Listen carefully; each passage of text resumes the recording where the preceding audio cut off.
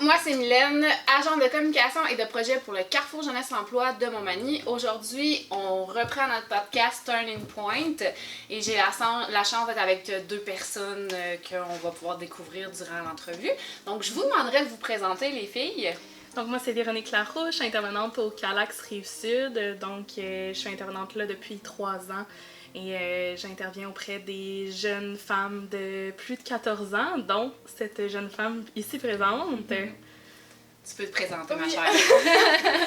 Moi c'est Maïka, j'ai 16 ans, puis j'adore la mode, puis je suis une survivante là. Yeah. Écoute, je vais te demander de présenter, tu l'as dit un peu de base, qu'est-ce que tu travaillais pour le Calax. Peux-tu nous dire un peu plus concrètement qu'est-ce que tu fais en donnant des exemples ou autres? Yes, donc le Calax, c'est le centre d'aide et de lutte contre les agressions à caractère sexuel. Donc on a 3 volets de service, un volet de prévention, sensibilisation dans les écoles surtout, auprès des intervenants, auprès des adultes qui peuvent être alentour de victimes d'une agression à caractère sexuel. On fait de la lutte également. On s'entend pour dire que si on veut que les agressions diminuent dans notre société, bien, ça passe par la prévention, mais ça passe aussi par la lutte de différentes manières pour briser les structures patriarcales de notre société. Et on fait beaucoup d'aide directe également. Donc, moi, je fais principalement du 14-17. Donc, je rencontre des jeunes femmes qui ont vécu une agression, puis on travaille les conséquences des agressions dans leur quotidien. OK. Donc, si on comprend bien aujourd'hui, ben clairement, on va parler d'un sujet plus tabou, sensible, on va dire. Donc, on est là pour parler de victimes qui ont vécu soit une agression sexuelle ou un abus sexuel. Donc, ça va ressembler autour de ça. Ça risque d'être un peu quand même émouvant, mais on le fait pour la bonne cause, justement, comme tu dis, pour dénoncer, puis en parler, parce que je pense que c'est vraiment important. Oui. Prête, Maïka? Ouais. OK. Est-ce que tu peux nous parler un peu de ton histoire à toi? Oui. J'avais 14 ans quand ça s'est passé. Je venais de finir mon secondaire 2. OK. Puis je voyais beaucoup de mes amis dans ce temps-là chez un gars qui habitait à côté de chez moi. OK.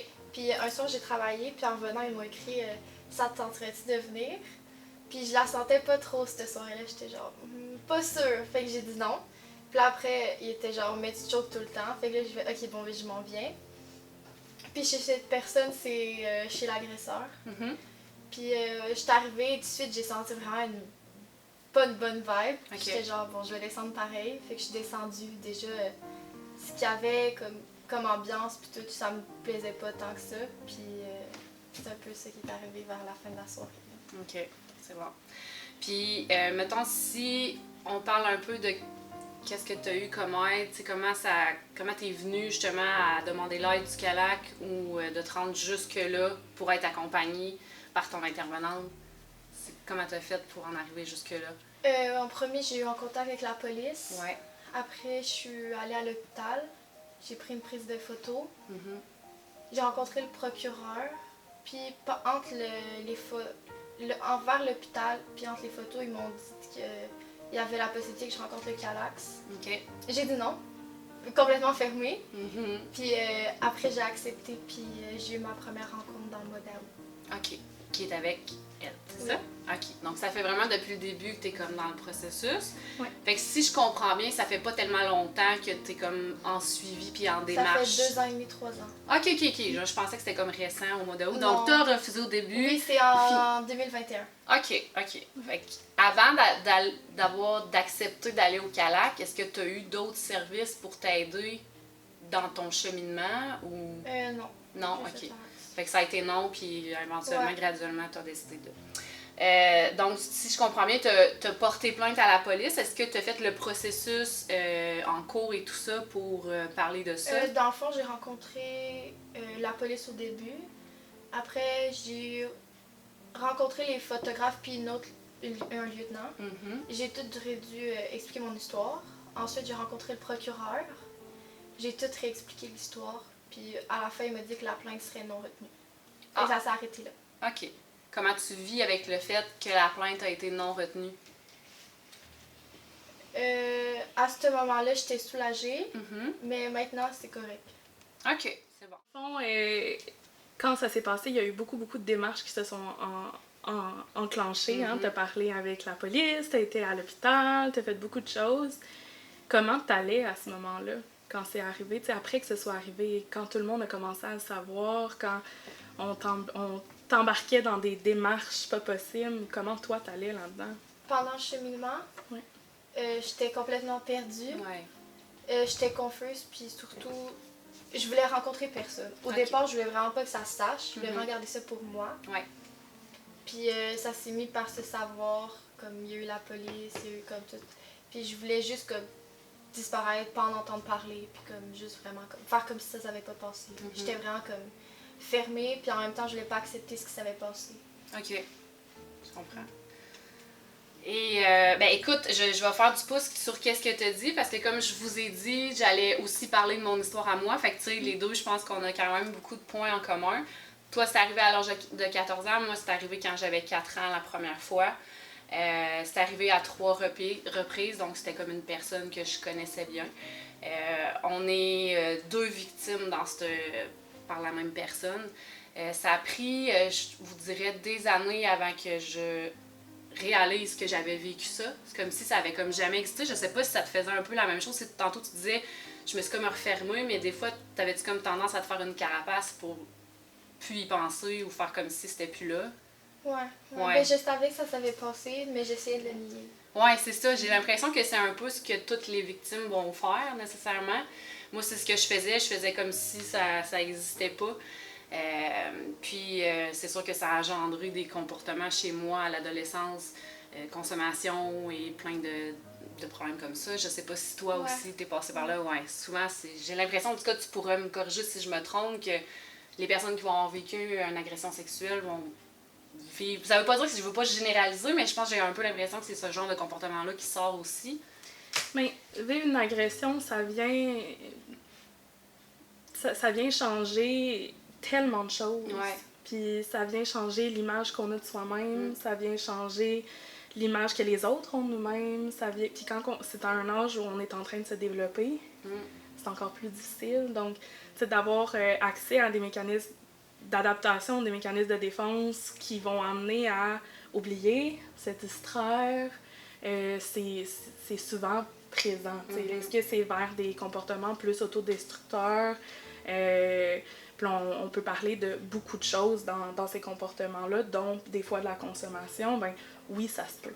Ouais. Parce que vivre une agression, ça amène beaucoup de conséquences, ça amène beaucoup de conséquences émotionnelles, ça amène beaucoup de honte parfois, surtout parce que le fait que les agressions, c'est tellement tabou dans notre société. Ouais. La honte, elle camoufle la détresse. Donc, c'est vraiment difficile souvent de toucher à ce qui est vraiment souffrant, parce qu'on essaye de camoufler ça de différentes manières, différents comportements, puis de faire des fois en sorte que ça n'existait même pas. Ouais. Ce qui s'est vraiment passé. Ouais, c'est ça, exact.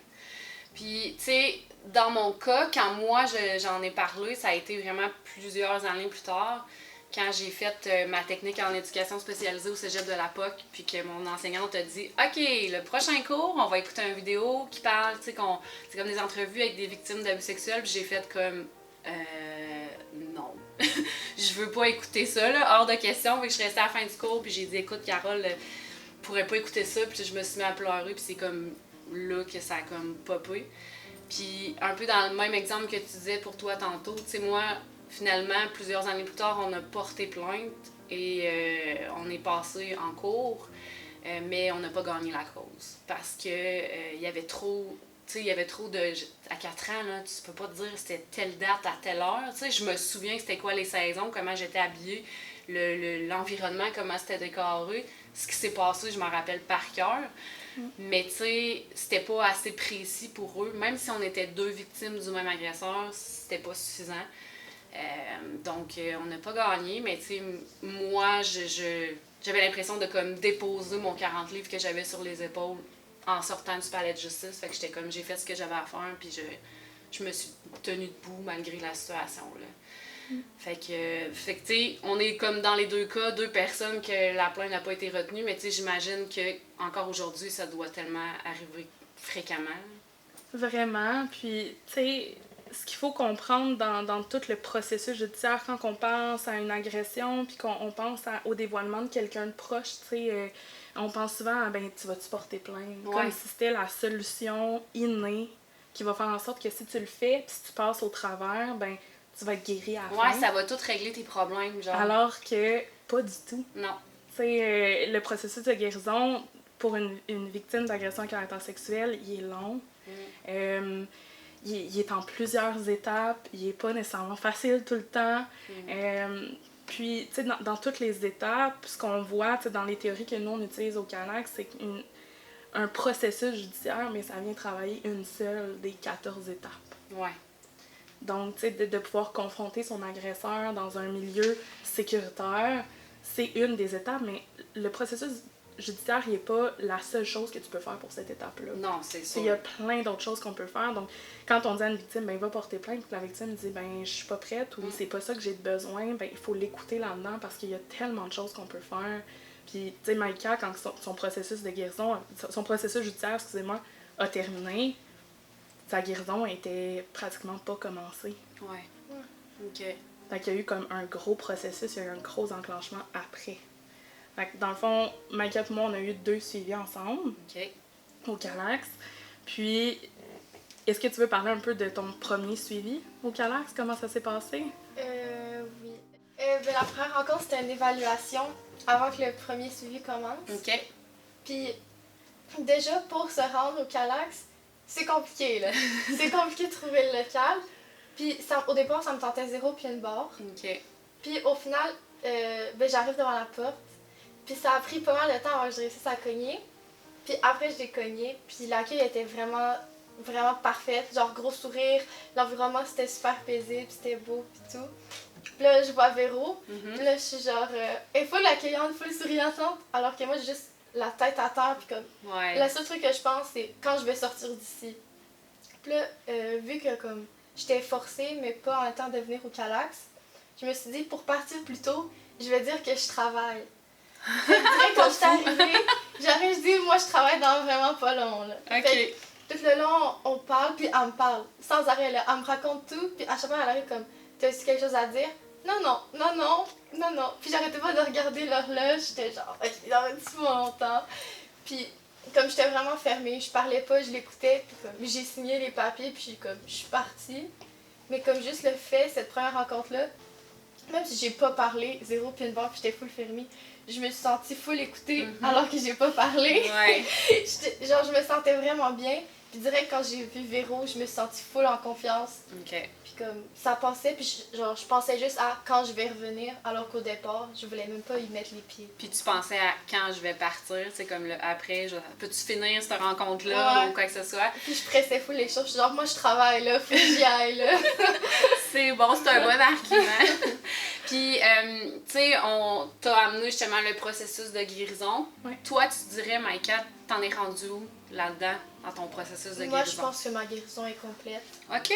J'ai fait 2 suivis, plus un groupe. OK. Puis je suis maintenant bénévole. Bravo! Ouais, tu vas peut-être devenir une future intervenante, qui sait? Peut-être. Fait que, tu sais, si je me fie un peu sur qu'est-ce que tu me dis, tu sais, elle a quand même eu un beau cheminement, puis tu m'en avais parlé aussi au téléphone en disant que maintenant elle s'implique, puis tu sais, elle est à l'aise d'en parler. Déjà que tu sois là aujourd'hui, juste chapeau, là, tu sais, après 2 ans, moi, ça fait plusieurs années, puis ça fait quand même pas si longtemps que ça que j'en parle, ou que, tu sais, des fois, je vais en parler ici à nos jeunes au Carrefour, puis tout ça. Tu sais, oui, on vit avec, puis c'est difficile, puis tu sais, c'est pas quelque chose qui va partir, on s'entend, là, tu sais, tu vis avec toute ta vie, puis c'est là, tu sais, fait que tu fais avec, mais c'est ça, ce que je voulais dire, c'est que c'est vraiment bien, puis ça paraît que, tu sais, aujourd'hui, t'as l'air plus zen, tu sais, puis peut-être qu'après, ça va t'amener vers d'autres choses ou quoi que ce soit. Mais j'aurais jamais cru que la jeune fille qui a passé 20 minutes dans mon bureau serait présente aujourd'hui pour faire un podcast. C'est un gros cheminement. Ouais. Puis c'est ça la beauté, tu sais, du Calax. Oui, on fait des services individuels, on donne des services aussi de groupe. Notre but, c'est briser l'isolement, briser le fait que chaque personne qui rentre au Calax, arrive au Calax, passe par les mêmes étapes que Maïka, qui est faut que je monte les marches pour me rendre au Calax, faut que Ouais. faut que je sonne à la porte. Je rencontre quelqu'un que j'ai jamais rencontré avant, puis je vais parler de probablement la chose qui m'a le plus mis en souffrance de ma vie. Mais la beauté de tout ce qu'on peut faire au Calax, c'est que tu ressors. Le but, l'essentiel, c'est de ressortir du Calax puis de savoir que t'es pas seul. Ouais, vraiment. C'est de passer par du groupe, du suivi de groupe, passer par, ben je vais être bénévole, je veux offrir à l'organisme autant que l'organisme m'a offert, de pouvoir faire sens de ce que tu as vécu parce que, tu l'as dit, l'expérience, tu vas l'avoir dans ton bagage de vie Ouais. pour le restant de tes jours, mais que tu es capable de faire quelque chose de beau avec ça, tu es capable de militer. Maïka, je sais, tu es une militance féministe à l'intérieur de toi depuis nos suivis, mais c'est beau, c'est ça qui fait en sorte qu'on est capable d'en ressortir grandi. Ouais. Tu sais, de ce processus-là de guérison. Pas nécessairement de dire qu'on vient plus fort à vivre une agression, on vient fort à en sortir de ça, tu sais. Ouais. Puis tu sais, moi je dis souvent que tu sais, oui, j'ai vécu ça, puis tu sais, oui, c'est quelque chose de super négatif, mais tu sais, aujourd'hui, tu sais, je veux pas dire que, comme tu viens de dire, tu sais, on dit pas qu'on devient plus fort à cause de ça, mais je pense que, tu sais, je suis la personne que je suis aujourd'hui un peu, en partie par ce quoi j'ai traversé avec les étapes, puis tout ça, fait que, tu sais, pour toi aussi, justement, comme elle disait, t'es une militante, puis tout ça, c'est sûr que, tu sais, ça va... construire ta personne puis amener que du positif quand même, malgré l'événement un peu négatif. Est-ce que tu avais d'autres choses que tu avais envie de nous partager? Parce que je sais que vous aviez discuté de plein de choses, puis là, tu sais, on placote, mais comme...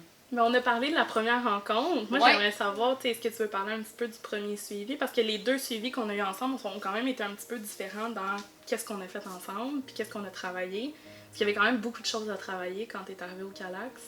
C'est vrai. Puis on a parlé tantôt du fait que le processus judiciaire, ça vient combler une étape, mais il y a tellement d'autres conséquences, tellement d'autres étapes à passer. Fait comment qu'on a travaillé ces besoins-là, tu me parlais tantôt de, j'avais l'impression de ne plus être moi-même. Ta personnalité était complètement différente quand on a commencé à se voir à maintenant. Ouais. Même.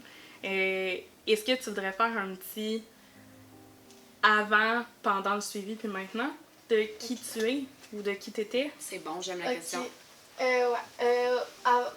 Avant le premier suivi, j'étais vraiment renfermée. Ouais. Puis avant l'événement, j'avais vraiment une personnalité bubbly. Je riais H24, je faisais tout le temps des blagues, même si elles sont pas nécessairement drôles. OK. Puis je parlais tout le temps, okay. sans arrêt. Là. J'étais full ouverte, puis comme je suis full sociale. Puis genre, j'étais quand même quelqu'un d'assez physique, là, tu sais, genre à côté de quelqu'un. Puis après l'événement, j'étais vraiment renfermée, je parlais plus, je riais plus, je faisais plus de blagues. Genre, j'étais vraiment comme dans une période vraiment sombre. Mm-hmm. Puis j'étais pas capable de comme toucher quelqu'un, même pas ma soeur. J'avais une énorme bulle à tel point que comme prendre l'autobus, c'était le plus gros défi. Si je vais avec l'autobus, genre juste le fond il était plein, j'embarquais pas, j'attendais l'autre. OK. Puis pendant, j'ai travaillé vraiment beaucoup sur l'affirmation de moi, prendre le contrôle. On a fait beaucoup de genre de jeux avec ça. Puis aussi, après, genre maintenant je m'affirme super bien, puis comme, ouais c'est ça, là j'arrive à exprimer ce que je veux, puis comme à mettre mes limites, comme me respecter beaucoup plus. Hein. C'est bien, fait qu'il y a vraiment eu une belle évolution pendant les rencontres. Oui, vraiment. Puis la deuxième rencontre, c'est ça fait... La première et la deuxième rencontre, si je comprends bien, ça fait toute partie de ce qu'elle vient de nommer, c'est ça? Oui, c'est ça. Fait que le premier suivi, c'était beaucoup au niveau de réapprendre à connaître Maïka. Ouais. Comme je m'avais vraiment perdue, là. Genre, mon but, c'était comme vraiment être capable de m'affirmer, puis de me retrouver la personne que je suis. Puis au final, je suis pas toute la personne que j'étais, maintenant, avant, mais je suis contente d'être... je préfère elle, là. C'est bien, Kim! Bravo! Fait que dans le fond, tu sais, t'as vraiment fait un énorme cheminement, genre virage 360, puis tu sais, maintenant t'es mieux, plus à l'aise dans ce que t'es aujourd'hui. Ouais. Comme quoi, c'est, j'allais m'en aller dessus prochainement, important de demander de l'aide. Tu sais, pas juste, tu sais, oui, par rapport à ça, tu sais, si aujourd'hui, de qu'est-ce qu'on parle s'il y a des personnes qui peuvent nous écouter justement, qui ont vécu la même chose que nous, puis que ça amène justement à prendre parole, parce que je pense que c'est ça qui est important de faire, tu sais.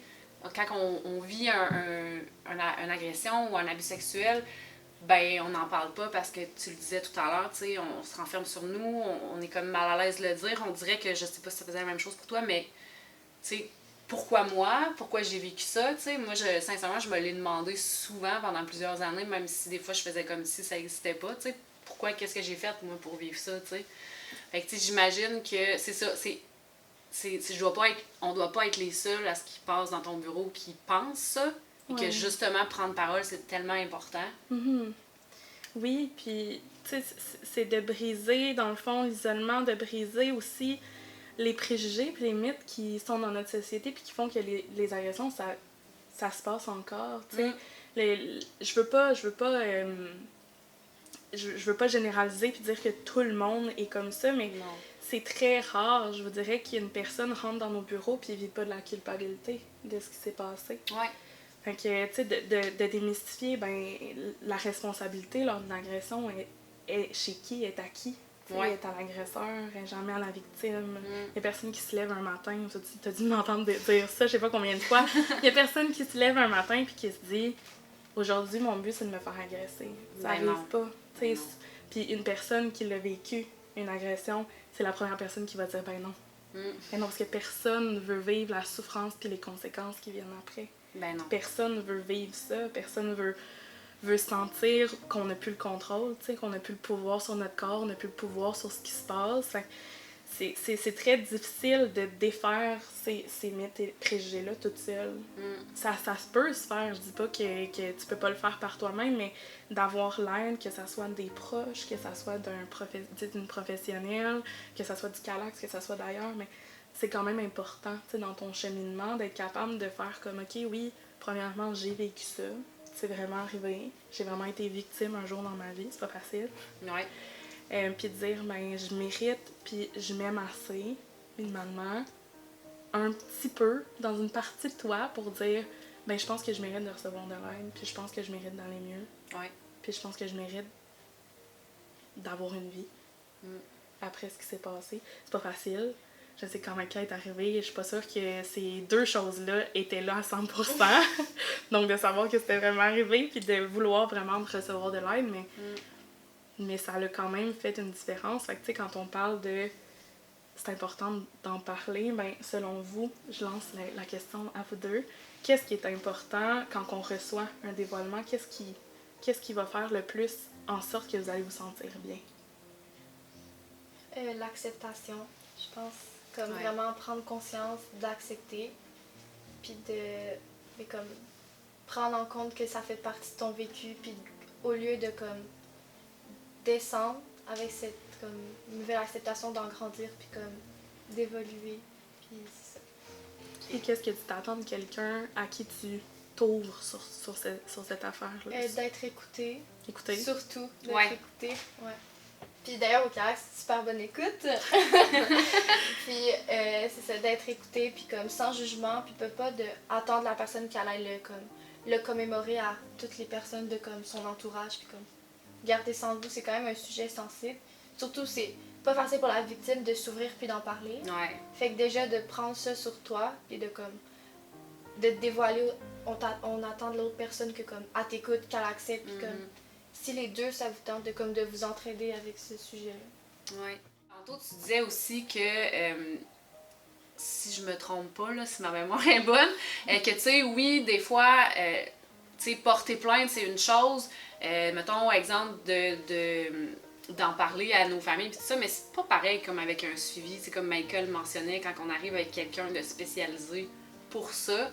Puis tu sais, je suis comme tellement d'accord parce que tu sais, moi, pendant des années, ça a été ça, dans le fond, de le dire aux gens autour de moi, puis que les gens m'acceptent sur qu'est-ce que j'avais vécu. Mais quand je suis arrivée pour être accompagnée par une intervenante qui s'appelait Mylène, en plus, au Calax, je sais pas si elle est encore là, mais tu sais, je veux dire, ça a vraiment fait la différence, là, comme tu disais. Oui. Mais tu sais, ce qu'on veut, puis l'approche qu'on a au Calax, c'est une approche féministe. On essaye le plus possible de rencontrer la femme. Tu sais, on est de femme à femme, on est là, on va essayer d'aller au rythme de la personne devant nous.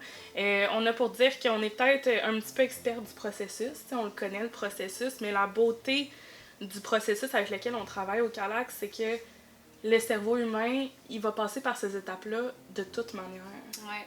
Fait que c'est vraiment important de, oui, on a peut-être un peu les mots des fois, on a peut-être un peu les façons de l'expliquer, on a sur le ressenti qui est difficile à décrire parfois pour une femme, mais la personne devant moi, ben elle est experte de son vécu, elle est experte de comment qu'elle vit dans son corps, elle est experte de son histoire, puis on n'est pas là en tant qu'intervenante, mais on devrait pas être là en tant que proche non plus pour diminuer ça, diminuer le vécu, diminuer comment que la personne se sent actuellement, diminuer la grosseur des conséquences qui peuvent survenir après une agression. Donc, c'est vraiment important d'accueillir au rythme de la personne puis de pas tout de suite aller vers une solution, mais juste d'écouter ce qu'elle a à dire maintenant. Oui, exact. Puis c'est quand tu dis justement que tu parles des conséquences, on en reparlera tantôt parce que je sais qu'on va venir sur le sujet, mais tu sais, il y a des conséquences qui restent quand même là après, tu sais, puis justement de se faire dire, hey, tu sais,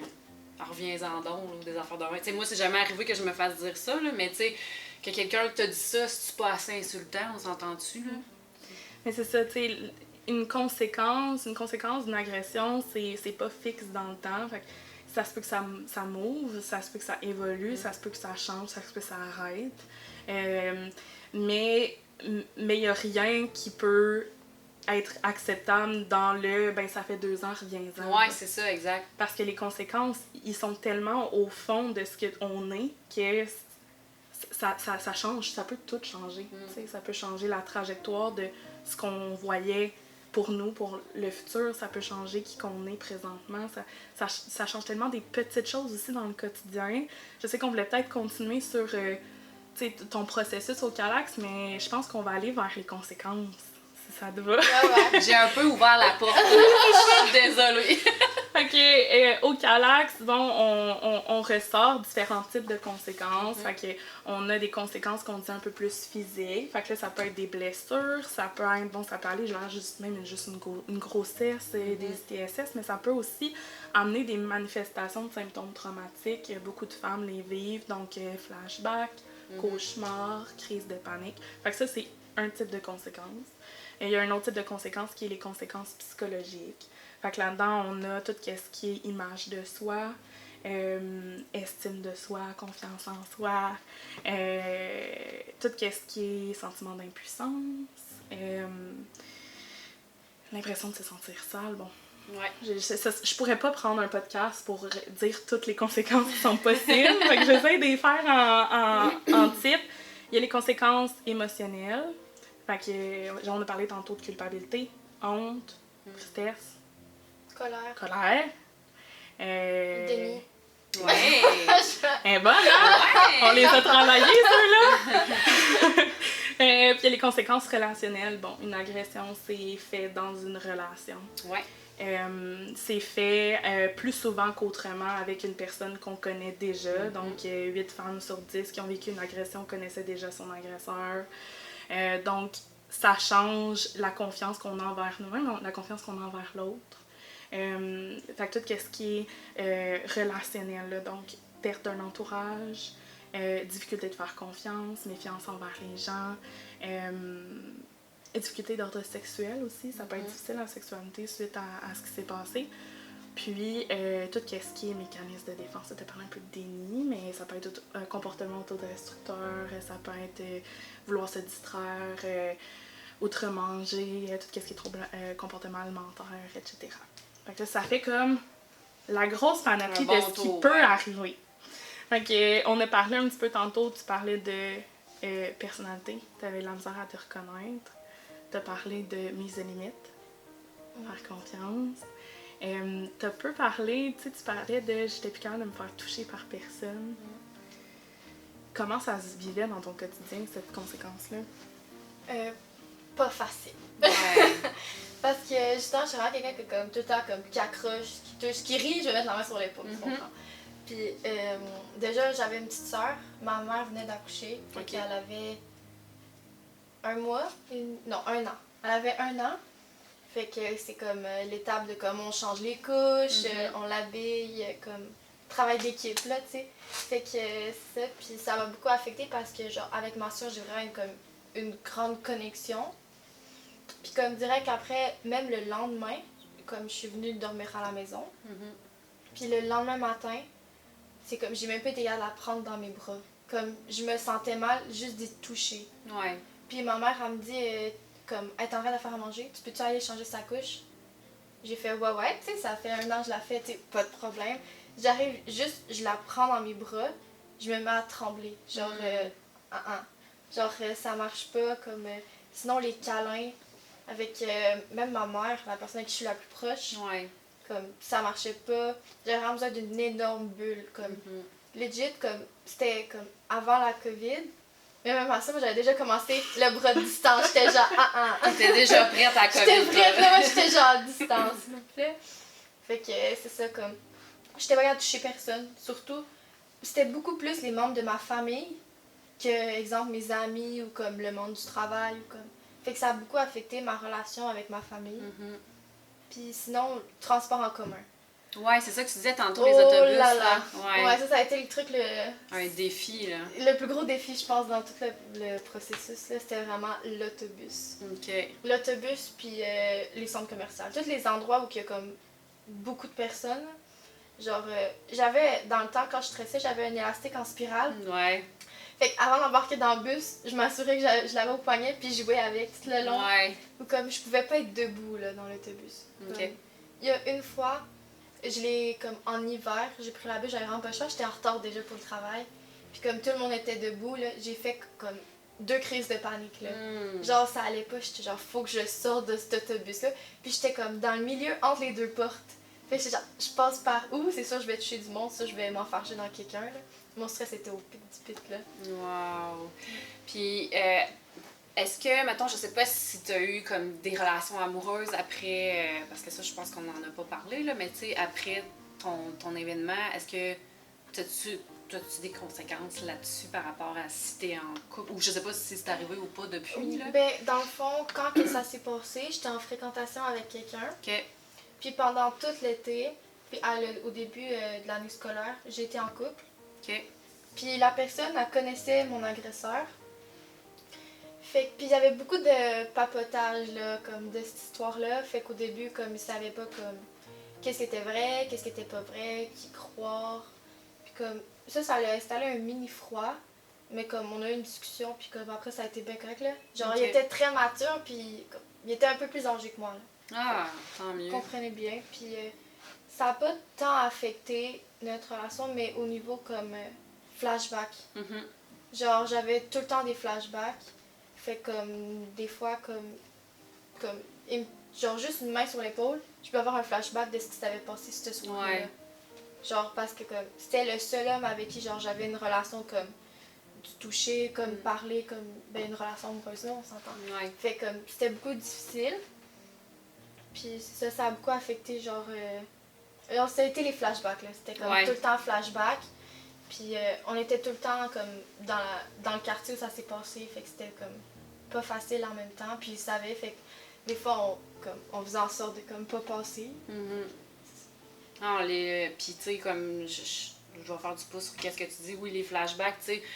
Moi, je me trouve quand même un peu chanceuse dans le sens où que ça arrive pas souvent, mais tu sais, je suis capable, tu sais, comme je disais tantôt, de décrire, si je veux, en détail, l'odeur de la pièce, tout, là, tu sais, ça, c'est comme, on dirait que c'est comme ancré en moi, puis c'est vraiment, je pense, un des conséquences que j'imagine que plein d'autres victimes ont aussi, là, tu sais. C'est ça, tu sais, les flashbacks, souvent, quand on pense à un flashback, on pense à comme, la personne, on pense à une émission de télé, que quelqu'un vient un flashback, c'est on revoit la scène. Ouais, exact. Mais un flashback, ça a plus...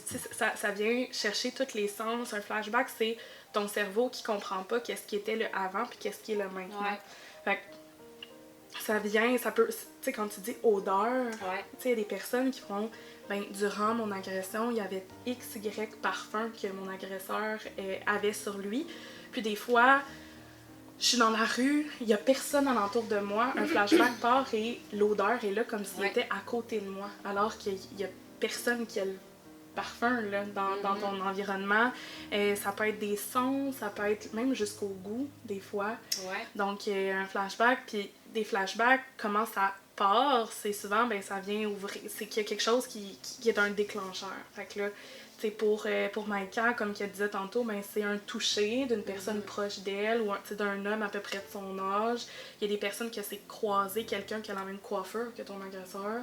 Il y a des personnes que c'est juste, hey, je suis fatiguée cette journée-là, puis mon système est tellement vide qu'il va partir le système d'alarme à l'intérieur de moi constamment pour aucune raison, juste pour me laisser alerte. Ouais. Fait que ça va faire sortir des flashbacks aussi à des moments inopportuns comme ça.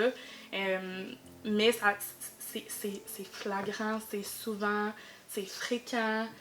Puis quand l'agression s'est passée chez toi ou proche de toi, ben là, si ça s'est passé, par exemple, c'est pas ce qui s'est passé pour toi, mais dans ta chambre, mais là, la chambre peut devenir un déclencheur.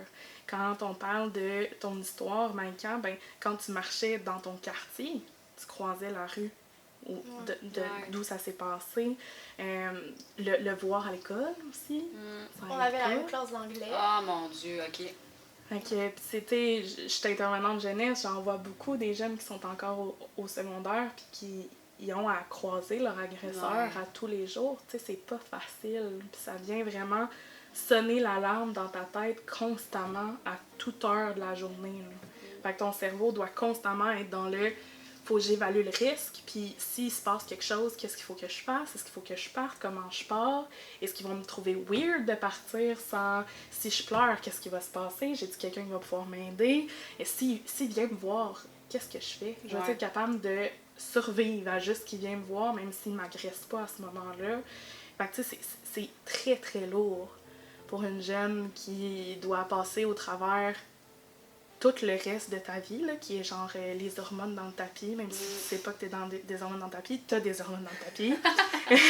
Tu vis dans une micro-société qui est l'école, avec ben des rumeurs, puis des personnes immatures qui vont dire des choses pas nécessairement vraies, puis pas nécessairement matures. Puis là-dessus, tu dois survivre à un événement traumatique qu'on t'a jamais appris comment vivre ça, toi, un événement traumatique, puis comment revenir. Clairement. Tu mets tellement les mots, là, tu sais, moi, c'est arrivé quand j'avais 4 ans, comme je disais, puis j'ai l'impression, comme je dis souvent, de m'être fait voler mon enfance, là.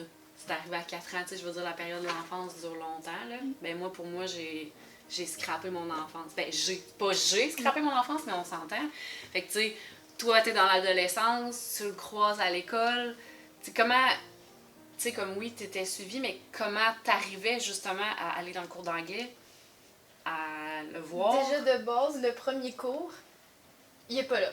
OK. Je vois son nom, puis là j'étais genre, ok, s'il est en retard, je fais quoi? Genre son bureau, j'ai eu 2 fois la même prof, la même classe, puis dans les 2 années, il était dans mon même cours d'anglais. Fait que l'année passée, puis l'autre d'avant. Puis déjà, au premier cours, après, pendant 3 semaines, je suis pas allée à mon cours d'anglais. Jusqu'à temps où qu'on me contacte. Allô, on aimerait ça savoir pourquoi t'es pas à ton cours. Puis là, je suis genre. Puis là, il faut que je me trouve une raison. Je suis comme. Je travaille dans 20 minutes. Faut que j'y aille. Ouais, c'est ça. Mais ouais, fait que c'était pas facile. Puis au final, ils ont juste comme changé nos horaires. OK. Pour que l'année d'après, même classe, on était assis à côté parce que nos familles se suivent. Ah. Fait que déjà, de base, c'était pas facile. Mais sinon, comme le premier cours, il était pas là, fait que c'était correct. Mais l'année passée, ma meilleure amie était dans mon cours. Fait que déjà, j'étais plus relax. OK. Puis comme, vu que c'était l'année passée, j'avais déjà eu un suivi et demi avec Véro. Fait que j'en avais fait du chemin. Fait que j'étais capable de comme l'avoir comme dans mon espace, très grand espace, c'était une classe assez grande. Mais c'était, tu sais, je me retournais pas là. Exemple, j'étais assis là, il était juste en diagonale en arrière de moi. Okay. Fait que je me suis jamais retournée pendant l'année. Fait que, puis comme, nada, genre, je limitais tout contact visuel ou comme physique ou comme absolument tout là. Fait que, sinon, je le croisais souvent dans les couloirs, mais il baissait souvent la tête. Fait que j'avais pas à avoir un contact visuel. Ce qui posait problème, c'était plus sa blonde que la personne en tant que telle. OK, bon. C'était vivable. on imagine la situation sans donner de détails sur sa blonde, mais juste ça, je comprends un peu ce qui devait se passer, tu sais. Puis, tu sais, pour ma part, ben, vu que ça a comme pris vraiment plein d'années avant que je finisse par sortir ça, moi, cette personne-là est déménagée à Montréal pendant un bout. Donc, moi, je le voyais plus. Puis, tu sais, là, après ça, à un moment donné, tu sais, il est revenu vivre où j'habitais avant. Puis là, tu sais, moi, c'est comme je faisais comme toi, là. Moi, j'allais plus aux endroits où je pouvais le voir ou quoi que ce soit. Là, j'ai vraiment coupé contact. Puis comme tu disais tantôt, tu sais, ben, on a parlé un peu du processus judiciaire puis tout ça, tu sais, quand je l'ai revu après plusieurs années, là, moi, c'était au palais de justice, là. Ça faisait longtemps, là. Tu sais, ça avait... Puis là, tu fais ton speech, là, mais tu sais, je sais pas si ça se passe toujours comme ça, mais moi, j'étais devant la personne, là. C'est difficile. Ouais, ça dépend. Mineur, majeur, c'est pas la même chose, là. Donc, pour les victimes mineures, souvent, ils vont pouvoir faire leur témoignage dans une autre salle. Ben, tu peux le demander. OK. Mais oui, tu sais, puis de là, un accompagnement, Oui, tellement. c'est utile, tu sais, Ouais. le CALAX en fait d'accompagnement pour préparer justement cette rencontre-là. Ouais. Tu sais, de savoir, OK, si tu croises la personne, ça fait X nombre de temps que tu l'as pas revue, ou la dernière fois que tu l'as vue, c'était pendant l'agression. Comment tu vas être capable de rester debout. Faire un témoignage, c'est être debout. Ouais. C'est bizarre. Tu là, peux pas t'asseoir, c'est difficile. c'est bizarre là, de dire ça, mais juste devoir te lever Ouais. puis raconter ton histoire, c'est spécial. Ouais. On fait pas ça souvent, on fait pas ça tout le temps. Donc, puis de le faire devant cette personne-là, devant X nombre de personnes qui sont des professionnels, qui vont te poser des questions. Fait que t'es bien mieux de faire attention à ce que tu dis. Oh, on peut-tu en parler des questions, s'il vous plaît? Ouais. Moi, là, comme quand tu nommes justement que, tu sais, le suivi est tellement important pour vrai, là, quand on a porté plainte, le policier m'avait dit, garde là, tu pourrais avoir de l'aide du CALAC. Puis, tu sais, moi aussi, j'avais un peu fait comme, non, pas besoin de ça. Ouais, non. J'étais intervenante, moi, de base. Hein, fait que c'était un peu ce que je disais, ouais, pourquoi j'aurais besoin de ça? Je le sais, c'est quoi, tu sais. J'ai piqué du nez un peu. Puis finalement, j'avais une rencontre au palais de justice comme préparatoire. Puis moi, ça a pris 4 ans là, avant que je passe en cours. Là. Ça a été vraiment long. Là. Puis là, j'étais rendue dans la salle au palais de justice, ça allait pas là. Là, je broyais, puis j'étais comme là, tu sais, comme le policier était comme là, tu veux-tu que l'intervenant du CALAC s'en vienne? J'étais comme, oui, s'il vous plaît. Fait que là, c'est comme arrivé, puis à partir de là, tu sais, comme toutes les explications du processus. OK, là, tu vas arriver au palais de justice. Ils vont te parler de telle affaire. Là, il va falloir que tu fasses telle chose. Qu'est-ce qu'ils vont te dire? Là, tu vas voir, l'avocat de la défense, ça se peut qu'il te rentre dedans. Tu sais, comme, faut pas... Puis c'est tellement vrai. Moi, je l'ai vécu, là, tu sais, puis elle m'avait expliqué que l'avocat, tu sais, ça se peut qu'il te pose une question, mais qu'il change les mots, qu'il te repose la même question. Fait que moi, à 3 reprises, je me suis fait poser la même question dans des mots différents. Puis tu sais, comme elle me l'avait expliqué, je le savais. Mais tu sais, à un moment donné, j'étais comme, hey, c'est beau, là, je pense que j'ai assez répondu. Puis là, tu sais, comme le jeu, j'ai fait comme, OK, c'est beau, laisse-la tranquille. Là. Mais tu sais, tout se faire expliquer ces mini-détails-là aide parce qu'arriver là, sans avoir eu ce support-là, pas évident, là. Ouais. C'est une grosse... Le processus judiciaire, oui, ça peut aider dans le processus de guérison d'une femme, mais c'est extrêmement énergivore. C'est sur du long terme. Tes zones de pouvoir sont très restreintes. En ce sens que, bon, tu vas aller porter plainte à la police. Là, tu vas raconter ton histoire. Ta zone de pouvoir est là. Raconte ton histoire. Parfait. C'est correct, je le fais. Après ça, bon, faut aller à l'hôpital des fois. Fait que là, va à l'hôpital. Ta zone de pouvoir, c'est... Que dalle. Pas grand-chose, en ce Ouais. sens que, ben, la trousse, tu sais, si on a une trousse à faire, ben, il y a des questions à poser, fait que c'est des questions un peu robotiques, fait que, tu sais, il y a ta zone de pouvoir, elle est dans prendre soin de toi, essayer de te mettre en sécurité, la trousse peut t'offrir ça, tu sais, de rencontrer un médecin, etc. Les photos, bon, c'est d'aller prendre des photos, c'est pas super fun non plus, mais tu sais, t'es quand même présente, tu peux choisir de le faire ou de pas le faire, mais le jeu d'attente entre les rencontres procureurs, entre de passer devant un juge, c'est des mois d'attente, puis c'est des mois d'attente où ton processus judiciaire, ton histoire, ton processus de guérison est constamment dans ta tête. Ouais. même si, ben là, t'as pas eu de nouvelles depuis un mois, pourquoi ça te stresse autant encore? Ben justement, je suis un mois de moins à attendre. Fait que je dois être plus proche de l'appel que je vais recevoir. Puis les rendez-vous sont pris par l'horaire de la personne, pas nécessairement le nôtre. Donc, c'est beaucoup c'est un très gros jeu d'attente, là, le processus judiciaire. Puis c'est pas facile, puis c'est pas nécessairement la solution pour tout le monde. Non, c'est ça. Exact. Puis c'est tellement... Tu sais, comme l'attente, pis ça, c'est tellement stressant. Tu sais, moi, je me souviens, là, il m'appelait. Bon, là, finalement, ça a été reporté. Bon, OK. Fait que là, tu sais, moi, j'avais comme le temps de l'oublier, on aurait dit. Puis là, oups, il te rappelle. Hey, salut. Une fois, il m'avait appelé à ma fête pour me dire, il s'est passé telle affaire, on est rendu là. J'étais comme, merci. Bonne fête. Bonne fête. Fait que, tu sais, c'est comme, c'est tout le temps un stress de plus, et puis tout. Puis, tu sais, t'as dit, comme, passer en cours, c'est tellement énergivore, tellement. Parce que moi, tu sais, il fallait que j'aille dans l'endroit où c'est arrivé. Moi, je vais en Gaspésie, donc il a fallu que je descende en Gaspésie parce que c'est arrivé à cet endroit-là. Donc, tu sais, j'ai fait la route, je suis arrivée, puis moi, dans ma tête, OK, je passe en cours à telle heure, puis je repars tout de suite après, puis je retourne travailler. Tu sais, comme je vais être là pour le lendemain matin pour aller travailler. Très réaliste, j'aime ça. Zéro était capable. Je suis sortie de là, j'étais allée chez mon père, j'ai dormi sur le divan pendant 3 heures de temps, là, tellement que j'étais juste vidée ben raide, là, ça marchait pas. Ça prend vraiment beaucoup d'énergie, puis de courage, puis comme... Mm. Faut que tu répètes, là, ils ne vont pas te demander juste une fois. Là. Non, puis ton histoire, tu la racontes tellement souvent. Tu sais, comme tu disais, tu vas au poste de police, tu la racontes une fois. Là, après, ben, ils t'en reparlent, fait que tu la racontes, puis tout. Puis là, c'est ça, l'intervenante, puis là, ça finit jamais. Mais tu sais, on parle, tu sais, je veux pas avoir de l'air de comme faire dire, ben là, tu sais, porter pas plainte, tout ça, pas du tout, tu sais. Juste comme on disait tantôt, prendre parole, c'est tellement important. Tu sais, oui, c'est énergivore, puis tu sais, comme, mais en même temps, c'est important d'en parler puis de le dire. Là. C'est bien plus un acte de guérison que d'autres choses. Ouais. Mais c'est ça, tu sais, le fait de dire à quel point c'est énergivore puis à quel point ça peut être difficile, c'est pas de dire aux personnes de pas le faire. Ben non, pas du tout. C'est de dire que, je vais juste m'assurer que la personne, quand elle prend sa décision, ben, elle fasse ça avec un choix éclairé. Ouais, c'est de savoir dans quoi qu'elle s'embarque. Puis le fait est que quand tu rentres dans le processus, tu sais quand tu rentres, tu sais pas quand tu sors. Puis c'est important que tu le saches, puis tu saches pourquoi tu le fais quand tu rentres. Puis tu sais, si tu le fais juste par vengeance, ben la vengeance, ça va te détruire avant. Ouais.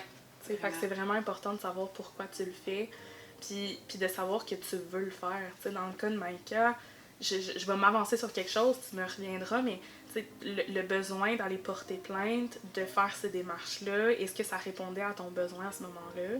Vraiment pas. On m'obligeait presque à le faire. Fait que j'étais comme... Il y avait comme les deux points, là. Genre, oui, ce que ça peut m'apporter, mais en même temps, ce que je vais subir, comme la balance entre les deux.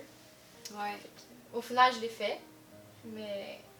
Mais est-ce que ça l'a été, tu sais, à la hauteur de ce que ça aurait pu être, tu sais, quand Mylène disait, ben ça peut devenir, tu sais, ça peut guérir certaines choses, ben à ce moment-là, tu sais, je pense pas que ton processus judiciaire t'a aidé tant que ça dans ton processus de guérison. Puis là, je m'avance sur quelque chose. Personnellement, non, ça l'a plus comme aggravé parce qu'au fond de moi, je le voulais pas. Je le faisais plus pour les autres.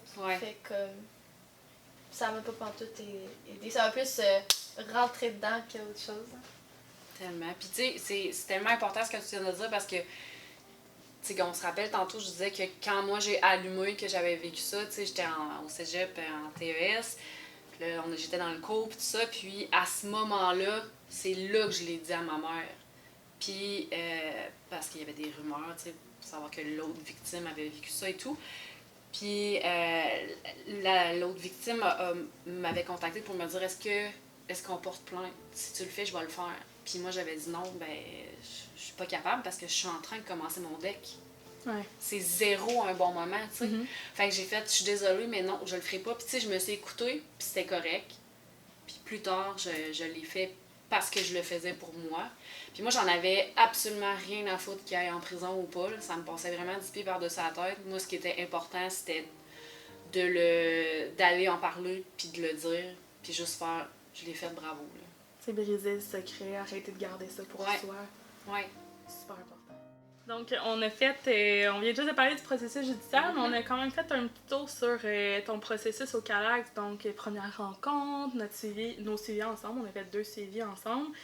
Puis après ça, il y a eu le groupe de soutien. C'est un groupe de soutien fermé que tu as fait avec des femmes qui étaient vraiment plus âgées que toi. Moi, en plus, ouais, j'étais la plus jeune. Là. Tu sais, ça a commencé peut-être une trentaine d'années. OK. Ouais. J'aimerais ça, sans rentrer dans les détails de qu'est-ce que tu as fait à chacune des rencontres, c'est quand même, c'était comme un 12-13 rencontres à chaque semaine, c'est intensif, ça prend beaucoup d'énergie. On parlait tantôt que le processus est énergivore, le processus de guérison de manière générale aussi, ça l'est. Sans rentrer comme vraiment dans les détails, est-ce que tu voudrais nous raconter, tu sais, peut-être un événement ou une rencontre qui était plus spéciale pour toi ou qui t'a fait cheminer d'une manière spécifique dans le processus? Déjà, de base, quand Véro m'a dit « Bon, ben j'ai la première date pour toi. Genre, t'es inscrite comme t'es dedans. » Puis là, je suis genre « Oh, super, je vais être avec des gens de mon âge. » Fait que genre, de 15 ans, j'ai 17 ans, mais je suis genre pas trop stressée, mais en même temps un petit peu. Puis là, je rentre. Puis là, je vois une adulte, je suis genre non. Là, je vois Véro, je suis genre Véro, pitié, dis-moi qu'il y a des gens de mon âge. Non. Vous êtes 5 à 8, là. Là, je suis genre, moi, je mets pas les pieds ici. Là, je stresse, je fais 2 tours sur moi, puis je suis genre, ok, je fais. Puis là, tout le long, je stressais, je parlais pas. Genre, j'étais comme, je parlais pas, puis là, j'étais genre, ok, ça va bientôt finir. Comme l'évaluation avec Véro, là. Parce que, genre, je sais pas si j'étais à ma place, tu sais, c'était comme toutes des femmes avec, genre, pas une longue expérience de vie, là, on s'entend, mais comme, avec plus que moi, là. Fait que, mais comme, il y a une rencontre que j'ai vraiment comme pris conscience 100%, genre, je fais partie du groupe, comme, genre, c'est pas ces femmes-là et moi, c'est comme un ensemble. Genre, la rencontre, c'était sur les hontes et culpabilités, toxiques ou non. Puis, dans le fond, dans l'exercice, on écrivait sur des post-it une honte ou une culpabilité, puis on le collait sur nous, le post-it. Ensuite, on allait en avant devant toutes les femmes. Puis il fallait qu'on dise un post-it par un. Puis il fallait qu'on dise si c'était une honte ou une culpabilité toxique. Puis ça a été vraiment difficile pour moi. Puis, fait que je l'ai fait, j'étais allée devant. Puis après, on a lancé l'idée, moi puis une des femmes avec qui j'étais, genre, on brûle-tu? Comme, on va-tu comme brûler nos papiers comme bon, pour comme, passer au travers, puis comme, c'est fini, c'est passé, comme, tac-tac-tac. Puis finalement, on a accepté. L'intervenante, elle a dit, regarde, pourquoi pas, ça fait une belle expérience. Fait qu'à la fin de comme l'activité, on a toutes pris chacun nos papiers. L'intervenante est allée chercher un seau en métal qu'elle avait depuis vraiment longtemps dans son bureau. Puis là, on est allé dehors, c'était pendant l'hiver, là. Fait qu'il faisait froid, là, puis on n'avait pas tous nos manteaux. J'avais pas mon manteau, mais il y en avait. On a tous mis les papiers dans le seau, puis on était dans le parking, là, tu sais, devant tout le monde, tu comprends?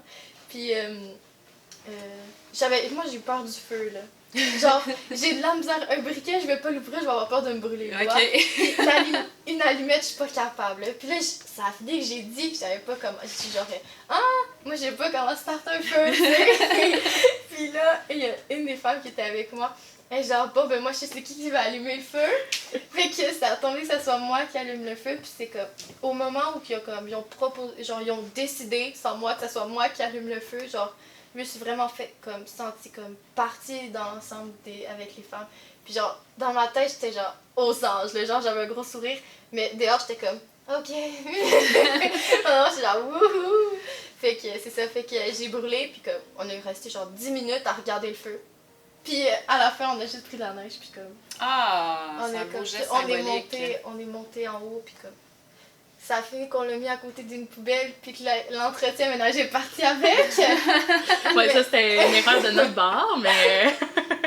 mais tu sais, quand tu disais tantôt qu'à la fin de ton processus judiciaire, tu t'es dit, ben le 40 livres qui me pesait sur les épaules, j'ai enfin pu le déposer.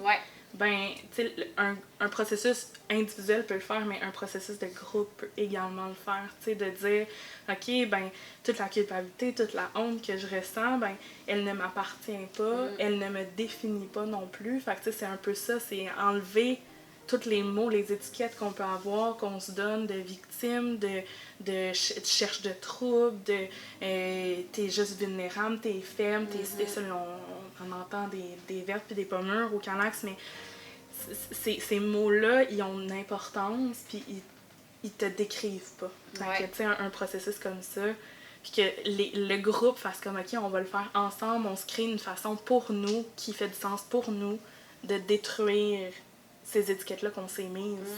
Ben là, toi, c'était quelques années, mais pour des femmes, c'était 40 ans, tu sais. C'est très fort, puis... Tu sais, quand on parle, puis on va y revenir, mais quand on parle du Calax, puis d'à quel point c'est important rencontrer d'autres femmes, puis à quel point ça peut offrir de savoir que t'es pas toute seule, de savoir que... Ça a tellement tout clarifié dans ma tête. Ouais, tellement. Il y a tellement de choses qui ont changé, que j'ai pris conscience, puis comme... Je me sentais, c'est peut-être gros à dire, mais comme... C'était comme ma petite famille du Calax. Ouais, mais c'est ça, j'allais dire, ça crée comme une famille, genre, dans le fond. À la fin, j'aurais jamais cru que genre j'aurais pu être autant proche, avoir autant de choses en commun avec des femmes qui ont comme le double ou le triple de mon âge. Puis comme, je m'entendais littéralement, c'était comme si j'étais dans trentaine, là, tu sais. Mais ouais, je me sentais vraiment bien, puis que mon âge, ça avait vraiment plus d'importance, là, genre. J'étais contente, là, genre le mardi, j'étais comme, ah ouais, rencontre à soir, tu sais. Genre, peut-être que ça va être comme une rencontre super difficile parce qu'on savait pas ce qu'on allait faire. Pour avoir la surprise, genre. Surprise! Mais comme, j'étais en jeu, puis j'étais genre, allez go, m'en va voir, non, puis là, j'étais comme, c'est le fun, ça, pour vrai, le petit sentiment d'appartenance puis de famille, genre, c'est tellement important. Ouais. Tu sais, dans ton processus, tu as fait vraiment beaucoup de choses au Calax. Qu'est-ce qui t'a poussé à faire le groupe? Qu'est-ce qui t'a poussé à vouloir devenir bénévole au Calax? Le fait de rester avec le Calax, honnêtement, là, le Calax, ça a vraiment comme, c'est la plus grosse période de ma vie. C'est le truc qui m'a le plus changé puis qui m'a le plus apporté. Fait que à la fin du premier suivi, comme à la dernière rencontre, j'étais comme c'est impossible que ça soit la dernière fois que je mette les pieds dans ces bureaux là. C'est impossible, genre. Puis comme Véro était genre on peut avoir un deuxième suivi, là je suis genre non. Moi j'étais genre oui. Puis au final, j'ai juste parti. Puis quand je suis revenue, parce que j'ai attendu 7 minutes dans les marches, puis j'étais genre, non, je vais retourner. J'étais en pleurs. Puis j'étais genre, Véro, je fais un deuxième suivi. Puis on est parlé dans le bureau, puis comme, elle m'a parlé du groupe. Puis elle m'a dit que comme ça allait prendre du temps, si je le voulais. Puis comme elle m'a tout expliqué et tout, puis j'étais genre full partante parce que vraiment, mon processus de guérison, oui, était super avancé, mais comme, il était pas complet. Puis j'avais plus de temps qu'à l'Axe. Fait que j'étais genre, ah ouais, go.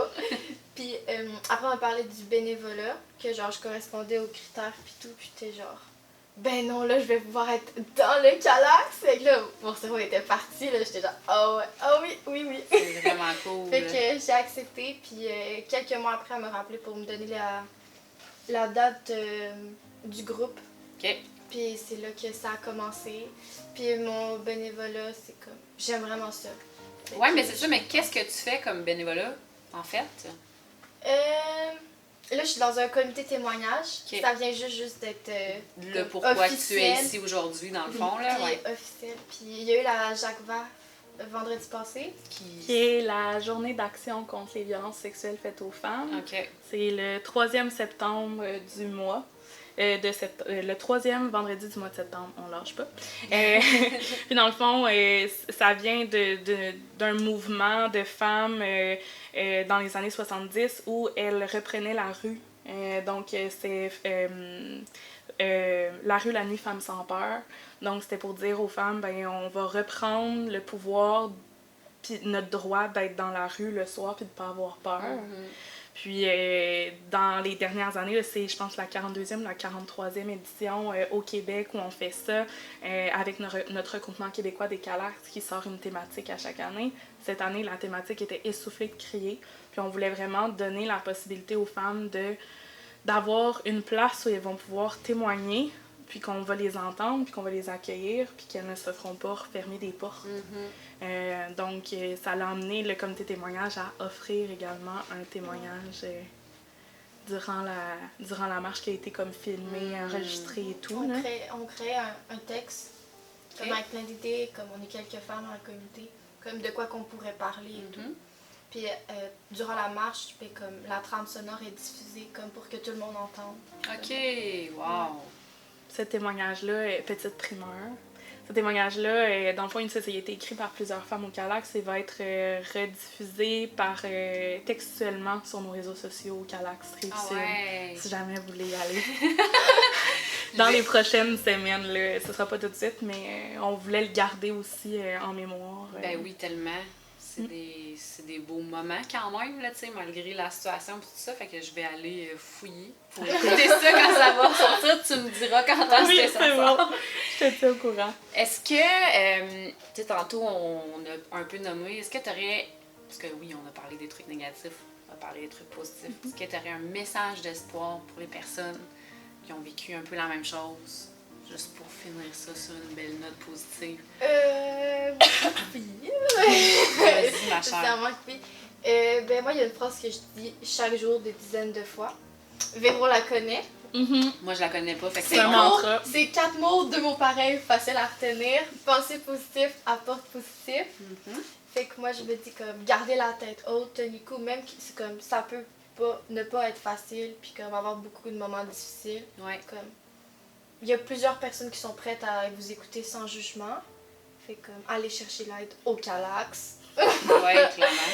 Puis, fait que c'est tenir le coup, puis comme, genre, ça va passer, vous allez avoir un processus de guérison, puis vous allez être au top. Après. Ouais. Puis toi? Il y a beaucoup de choses qui ont été dites durant le podcast. Moi, je pense que je resterai sur ma position de vous n'êtes pas seul. Ouais.